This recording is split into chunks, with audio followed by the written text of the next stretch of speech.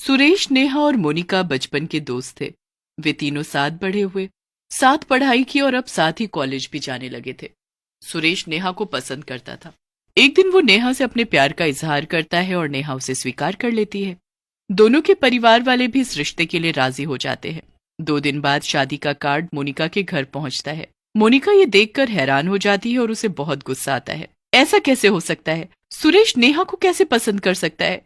सुरेश को तो मैं पसंद करती हूँ, उससे मेरी शादी होनी चाहिए। ये नेहा बचपन से ही मेरी पसंद की चीजें मुझसे छीनते आई है, चाहे टीचर्स का प्यार हो या क्लास रैंक, और अब सुरेश भी।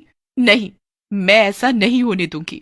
मोनिका बेस्ट फ्रेंड होते हुए भी नेहा की दुश्मन बन जाती है और तभी मोनिका ने ठान लिया कि वो नेहा को खुश नहीं रहने देगी। शादी वाले दिन, अरे नेहा, तुम पार्लर नहीं गई अभी तक? तैयार कब होगी? हाँ, बस निकल रही हूँ थोड़ी देर में। बस सामान इकट्ठा कर रही थी, साथ ले जाने वाला। अरे ये सब छोड़ो और चलो, मैं तुम्हें एक अच्छे से पार्लर में ले चलती हूँ। तुम एकदम परी लगोगी आज शादी में, देखना। मोनिका नेहा को पार्लर का बोलकर एक सुनसान गली में ले जाती है। अरे ये कहाँ ले आई हो तुम मुझे? यहाँ तो कोई पार्लर क्या कुछ भी नहीं दिख रहा। ओहो, तुम चलो तो सही। तभी मोनिका एक पुराने से खंडहर में नेहा को ले जाती है, जहाँ एक तांत्रिक बैठा होता है। बड़ी देर कर दी तुमने, पर चलो, अब ये आ ही गई है तो इसका कार्यक्रम चालू करते हैं। मोनिका नेहा को जोर का धक्का देती है। नेहा तांत्रिक के सामने जलते हुए हवन कुंड के आगे जाकर गिर जाती है। मोनिका और तांत्रिक जोर जोर से हंसने लगते हैं। नेहा को कुछ समझ में नहीं आता कि क्या हो रहा है। नेहा तांत्रिक पर कुछ भभूत फेंकता है और नेहा के अंदर एक प्रेत आत्मा का वास कर देता है। नेहा एकदम बेहोश पड़ जाती है। फिर जब उसे होश आता है तो ये मेरा शरीर नहीं है, मुझे मेरे शरीर में जाना है। इधर शादी की रात को मंडप पर सुरेश नेहा का इंतजार कर रहा था। तभी वहां लाल लहंगा चुन्नी पहने दुल्हन आती है और मंडप पर बैठ जाती है। शादी की रस्में शुरू हो जाती हैं और अब समय था सिंदूर लगाने का। जब सुरेश सिंदूर लगाने के लिए नेहा का दुपट्टा उठाता है तो वो हैरान रह जाता है। मोनिका, तुम यहाँ क्या कर रही हो? यहाँ तो नेहा को होना चाहिए था, तुम यहाँ कैसे? क्या मतलब मैं यहाँ कैसे? मैं तुमसे प्यार करती हूँ और तुम्हारी शादी तो मुझसे ही होनी चाहिए थी, इसलिए मैं यहाँ पर हूँ। पूरे हॉल में शांति छा जाती है।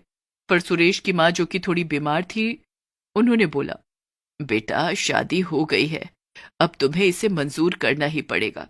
अब जो हो गया सो हो गया, अब तुम्हारी पत्नी मोनिका ही है।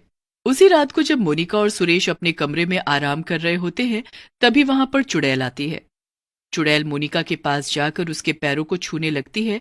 तभी मोनिका बहुत तेज चिल्लाती है। अब पता नहीं ये कौन सा नया ड्रामा है इसका। हम्म, चालबाज औरत। तभी चुड़ैल मोनिका के बेड के नीचे से होते हुए उसकी चद्दर में घुस जाती है और मोनिका का गला दबाने लगती है।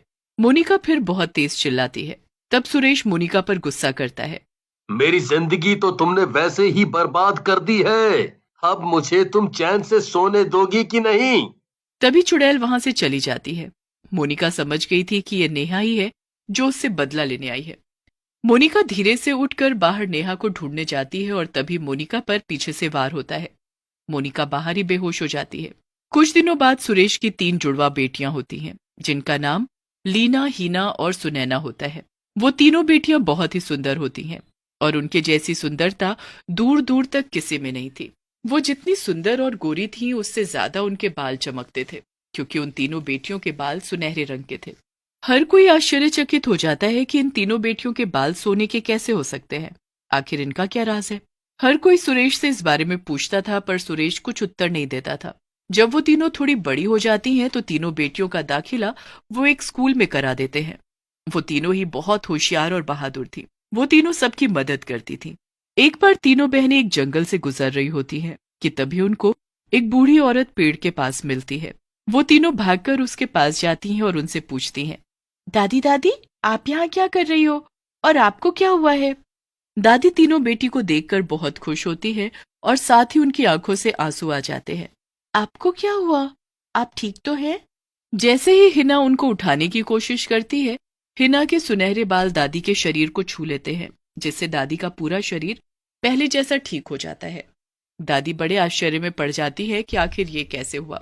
इसके बाल मेरे शरीर से लगते ही मेरे घाव कैसे चले गए? दादी उनसे इसके बारे में पूछती है, लेकिन हिना को कुछ भी समझ नहीं आता है। ये छोड़िए, आप बताइए, आप यहाँ कैसे बैठ? मैं पास के गांव जा रही थी कुछ दवाइयां लेने और एकदम से मुझे चक्कर आ गए और मैं बेहोश हो गई। दादी हिना और उसकी दोनों बहनों को धन्यवाद कहती हैं और उन तीनों बहनों से पूछती हैं, तुम्हारे बाल सुनहरे क्यों हैं? ये हमारे बचपन से ही हैं। ये हमें नहीं पता इसका राज क्या है और ये कोई राज है भी या नहीं। फिर वो तीनों बहनें घर आती हैं और सुरेश को सारी बातें बताती हैं। सुरेश काम में इतना बिजी होता है कि उनकी बातों पर ध्यान ही नहीं दे पाता। तीनों ही बेटियां धीरे धीरे बड़ी हो रही थी। अब वो कॉलेज में पढ़ने जाने लगी थी। एक दिन गांव में एक चुड़ैल आ जाती है। वो चुड़ैल बहुत ही डरावनी होती है। सफेद साड़ी पहने होती है। कोई नहीं बचेगा, हर गुनहगार मरेगा मेरे हाथों। चुड़ैल पूरे गांव में आतंक मचा देती है। हर जगह मातम फैल जाता है। चुड़ैल ज्यादातर रातों में आती थी और जो भी उसको गुनहगार दिखता वो उसको मार कर कच्चा ही खा जाती। वहीं दूसरी तरफ तीनों बेटियों के कॉलेज में फंक्शन होता है। तीनों ही बेटियां अपने आप को सुंदर बनाकर कॉलेज में जाती हैं। वहीं पर एक लड़का आता है जो तीनों का बहुत मजाक बनाता है उसके सुनहरे बाल को लेकर, लेकिन वो तीनों उससे कुछ नहीं कहती हैं। लेकिन सुनैना को अंदर ही अंदर बहुत गुस्सा आता है इस बात से, लेकिन वो अपनी दोनों बहनों को देखकर शांत हो जाती है। तभी वहीं पर सुनैना के टीचर्स के ऊपर झूमर गिर जाता है, जिस वजह से उनको बहुत चोट आई होती है। हिना उनकी मदद करने वहां पहुंचती है, तो जैसे ही हिना के बाल सुनैना की टीचर के शरीर से स्पर्श करते हैं, सुनैना की टीचर पहले जैसी हो जाती है। ये देखकर हर कोई चौंक जाता है कि आखिर ये कैसे हुआ, पर इसका उत्तर किसी के पास नहीं होता। तीनों बहनों के चर्चे पूरे गांव में हो रहे थे। सुनहरे बाल वाली बेटियों की शक्ति की खबर उड़ते उड़ते चुड़ैल के पास भी पहुंच जाती है। पता लगाने के लिए चुड़ैल उस गांव में पहुंचती है और उन तीनों बेटियों को ढूंढती है, पर वे नहीं मिलती। तभी उसे एक तरकीब सूझती है। सुना है उनके पास बहुत शक्तियां हैं। अगर मैं गांव के लोगों को परेशान करूंगी तो वो तीनों बेटियां अपने आप बाहर निकल कर आएंगी। आखिर बचकर जाएंगी कहां?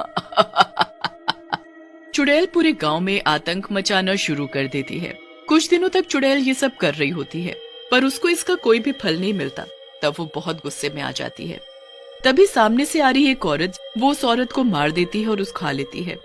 जैसे जैसे वो लोगों को मारकर आगे बढ़ रही होती है, पीछे से तीनों बेटियां आ रही होती हैं। जब वो देखती हैं लोगों को मरा हुआ, तो वे फटाफट अपनी शक्तियों का इस्तेमाल करके उनकी मदद करने लगती हैं। वो सबके शरीर में अपने बालों को छुआ देती है, जिसकी वजह से ये लोग पहले जैसे हो जाते हैं। जब चुड़ैल वापस उसी रास्ते पर आती है तो वो देखती है कि जिन जिन लोगों को उसने मारा था वो सब दोबारा जिंदा हो गए हैं। वो समझ जाती है कि वो 3 लड़कियां यहीं कहीं हैं। थोड़ी देर ढूंढने पर उसे वो 3 लड़कियां दिख जाती हैं। उन तीनों लड़कियों को देखकर चुड़ैल की आंखों में एक चमक आती है, जैसे मानो उसे खजाना मिल गया हो। चुड़ैल छुपकर उन तीनों का पीछा करती है। कुछ दिनों बाद सुरेश अपने परिवार को लेकर घूमने जा रहा होता है। एक सुनसान सड़क पर चुड़ैल सुरेश की कार का टायर पंचर कर देती है और कार को वहीं रोक देती है। वो चुड़ैल एकदम से कार के शीशे पर आकर बैठ जाती है। ये देखकर मोनिका बहुत तेज चिल्लाती है और सुरेश भी एकदम घबरा जाता है। चुड़ैल सामने शीशे से बस अपना सर दिखाती है और फिर उल्टे कदम सरकाते हुए इंजन पर आकर खड़ी हो जाती है। वो डरावनी आवाज निकालते हुए हंसने लगती है। मुझे मेरी बेटी वापस दे दो, मैं यहाँ उन्हें लेने आई हूँ। सुरेश कुछ समझ नहीं पाता, पर मोनिका कुछ भांप जाती है। ये क्या बकवास कर रही है तू? तेरी बेटी कैसे? ये हमारी बेटियां हैं। ये तुम्हारी नहीं, ये मेरी बेटी है। मैंने इन्हें पैदा किया है। मोनिका को थोड़ा अंदेशा हो गया था कि वो चुड़ैल और कोई नहीं नेहा है, जिसे उसने तांत्रिक की मदद से चुड़ैल बनाया था। जब तुमने धोखे से सुरेश से शादी कर ली थी, उस वक्त वो चुड़ैल मैं ही थी जो तुम्हारे कमरे में आई थी, और जब तुम मुझे ढूंढने बाहर गई थी तभी तुम्हारे बदले सुरेश के साथ मैं थी और तुम बाहर बेहोश पड़ी थी। इस हिसाब से ये तीनों मेरी बेटियां हैं। ये सुनकर मोनिका हैरान हो जाती है। जैसे मेरी जगह पर तुम मंडप पर बैठी थी, वैसे ही तुम्हारी जगह पर मैं सुरेश के साथ थी। सुरेश को कुछ भी समझ में नहीं आ रहा था। वो तीनों सुनहरे बालों वाली बेटियां भी कार के बाहर आकर खड़ी हो जाती हैं। चुड़ैल नेहा सुरेश के पास जाती है और रो रो कर उसको सारी बातें बताती है। सुरेश को इन सब बातों पर विश्वास नहीं हो पा रहा होता है। सुरेश विश्वास कर लेता है चुड़ैल की बातों पर और मोनिका को जोर से थप्पड़ लगाता है। अब इन सब का कोई फायदा नहीं है। जो होना था हो गया। अब कुछ भी पहले जैसा नहीं हो सकता। बस मुझे मेरी बेटियां लौटा दो। फिर अगली ही सुबह सुरेश, नेहा, चुड़ैल और अपने तीनों सुनहरे बालों वाली बेटियों के साथ दूर कहीं अनजान शहर में चला जाता है और अपना जीवन व्यतीत करने लगता है।